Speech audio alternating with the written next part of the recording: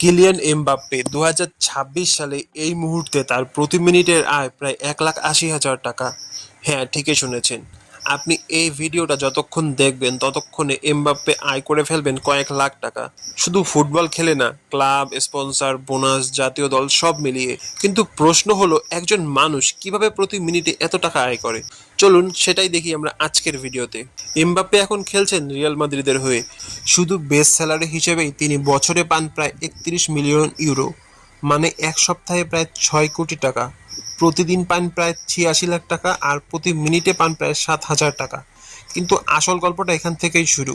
Real মাদ্রিদে যোগ দেওয়ার সময় তিনি পেয়েছেন ১৫০ মিলিয়ন ইউরোর সাইনিং বোনাস, যেটা ৫ বছরে ভাগ করে দেওয়া হচ্ছে। মানে প্রতি বছরে বেস স্যালারির সাথে যোগ হচ্ছে আরও ৩০ million euro. Base salary ৩১ million, signing bonus ৩০ million. শুধু ক্লাব থেকেই বছরে মোট আয় ৩১ মিলিয়ন ইউরো, যেটা বাংলাদেশি টাকায় প্রায় ৭৩০ কোটি টাকা একজন মানুষের জন্য একটিমাত্র ক্লাব থেকে।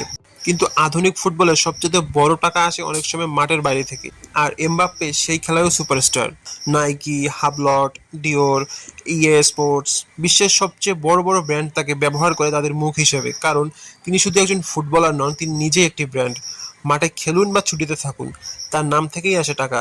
স্পন্সরশিপ থেকে বছরে আরও ১৪ থেকে ১৮ মিলিয়ন ইউরো। এবার আসি বিশ্বকাপে। ফিফা এবার প্রতিটা দলকে শুধু অংশগ্রহণের জন্যই দিচ্ছে $১০ মিলিয়ন। গ্রুপ স্টেজ পেরোলে আরও বাড়ে। নকআউটে যত এগোবে তত বাড়তে থাকবে।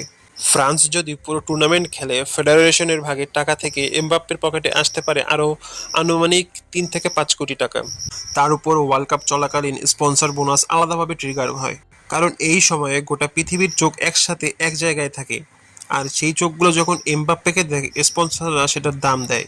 শুধু এই টুর্নামেন্ট থেকেই মোট আয় হতে পারে আরও ৫ থেকে ৮ মিলিয়ন ইউরো। এখন সবকিছু একসাথে যোগ করি। ক্লাব থেকে ৬১ মিলিয়ন ইউরো, স্পন্সর থেকে ১৪ থেকে ১৮ মিলিয়ন ইউরো, বিশ্বকাপ ও জাতীয় দল থেকে আরও ৫ থেকে ৮ মিলিয়ন ইউরো। সব মিলিয়ে ২০২৬ সালে এমবাপ্পের মোট বার্ষিক আয় দাঁড়ায় প্রায় ৭৯ মিলিয়ন ইউরো, বাংলাদেশি টাকায় প্রায় ৯৫০ কোটি টাকা। এই সংখ্যাটাকে একটু অনুভব করার চেষ্টা করি।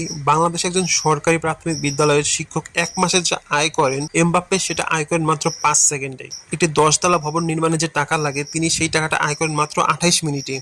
আর একটি পূর্ণ ৯০ মিনিটের ফুটবল ম্যাচ চলাকালীন তার আয় পৌঁছে যায় প্রায় ১৫ থেকে ১৬ কোটি টাকায়।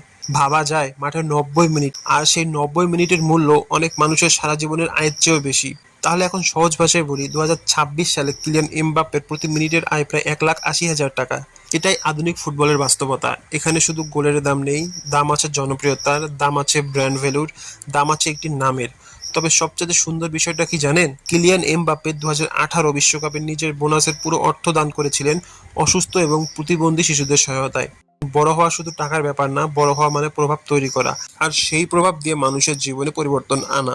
ভিডিওটি ভালো লাগলে লাইক দিন, চ্যানেলটি সাবস্ক্রাইব করুন। পরবর্তী কোন টপিক নিয়ে ভিডিও দেখতে চান সেটা কমেন্টে জানাতে পারেন।